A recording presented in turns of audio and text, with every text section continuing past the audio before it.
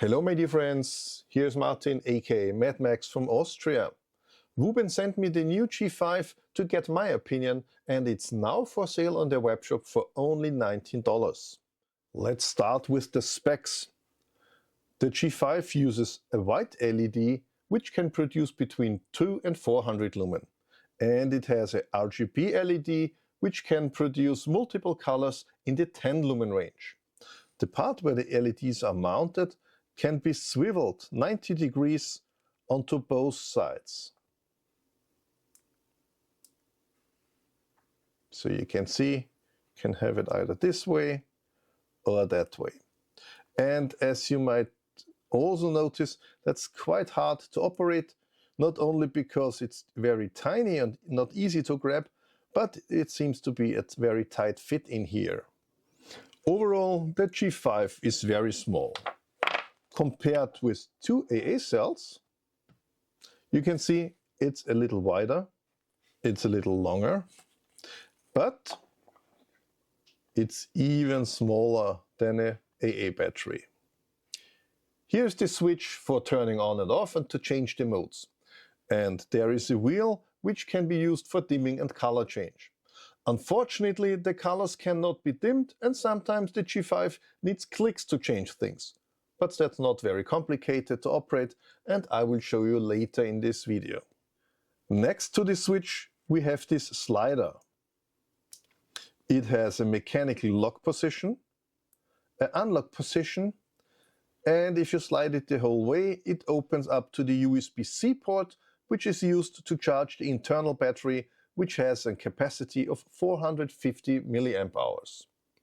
Next to this slider there is a lanyard hole.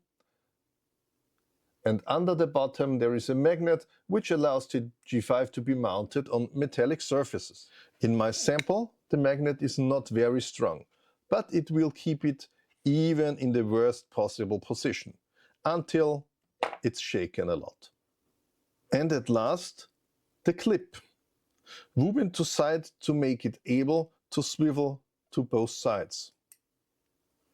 Here or there. And while this is a great idea, in my opinion that's a little bit too loose. But it works and it's maybe only my personal perception.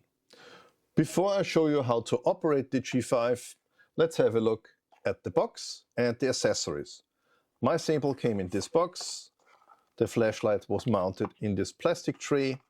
Underneath there's the user manual, and also a plastic bag with a split ring, a lanyard, and a very tiny USB-C charging cable.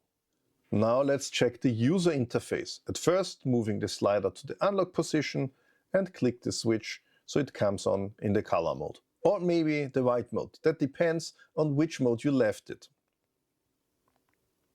Now you can use the dial to cycle through the different colors. As you can see, there is one point, so the color, it has a very nice fading effect and switches to the next color. But it's not a stepless dimming or mixing, blending the colors. But that's quite nice. When you double click, you have a beacon mode of the color you just selected. But now the dial is no longer active, so you cannot turn something. You have to double click to get to the steady color, change the color, and now you can use the beacon mode again. When the flashlight is on, you can click and hold the button so it switches back and forth between color and white channel. In the white channel you now can use the dial to dim it down, and on the lowest point there is a flash, or dim it up, and here again if you have the highest level it flashes again. Not sure if you can see this on the camera, but if I slowly move the dial there's some steps and not a real stepless dimming, but that's okay, there's a lot of small positions in between. A double click brings you always directly to the highest output, and a double click goes again back to the output where you started. When you double click when the flashlight is off, you get a blinking mode. red and yellow. Another double click jumps to red and blue. And another one to red and green. Single click to switch it off.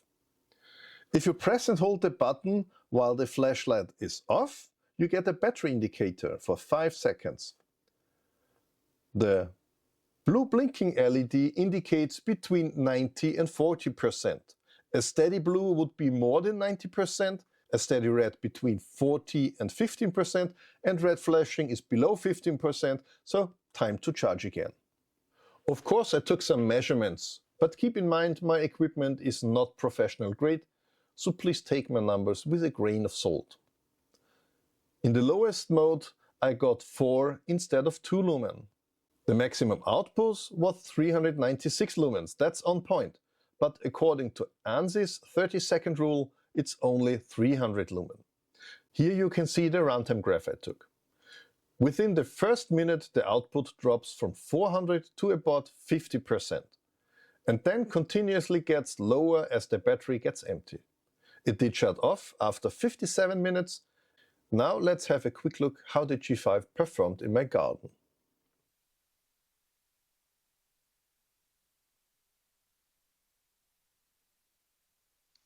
Here I'm testing the colors, pointing towards the camera, which is standing about 3 meters from my position. Pointing on the floor, you cannot see a lot on camera, but with your bare eyes you can see for 2 or 3 meters easily.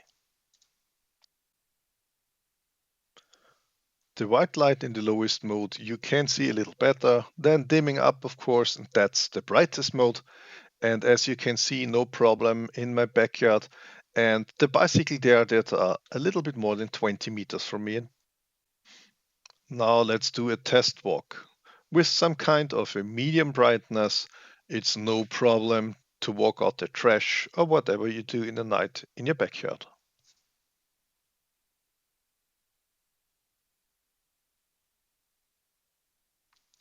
Let's try those beacon modes. Again, the distance is about 20 meters.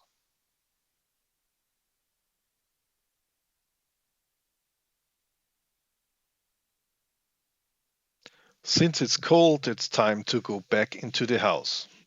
Testing the full output, then going back to some medium level, and that's plenty enough so you do not step on anything. I hope my video was helpful for you to decide if you also want a Wuben G5 for yourself. Use my link in the video descriptions to go to the webshop and buy one. And if you like my video, please give me a thumbs up and maybe you follow my channel. Thank you. See you soon. Bye bye.